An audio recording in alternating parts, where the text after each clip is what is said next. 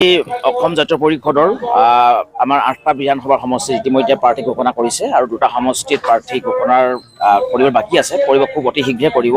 আৰু খুব আমি খুব এটা আনন্দময় পৰিৱেশ আজি অসম জাতীয় পৰিষদৰ যিটো খোৱাং বিধানসভা সমষ্টিৰ যিটো কাৰ্যালয় তাৰ এটা আনন্দময় পৰিৱেশ সৃষ্টি হৈছে, কাৰণ লুৰিণজ্যোতি গগৈ ডাঙৰীয়া এইবাৰ খোৱাঙৰ পৰা প্ৰাৰ্থিত্ব আগবঢ়াব। গতিকে প্ৰত্যেকজন আমাৰ কৰ্মকৰ্তা বিষয় বা শুভাকাংক্ষী ৰাইজে আজি ভিৰ কৰিছে যাতে লুৰিণজ্যোতি গগৈ এই যিটো বাৰ্তা সেই বাৰ্তাটোত লৈ সকলো আনন্দিত হৈছে।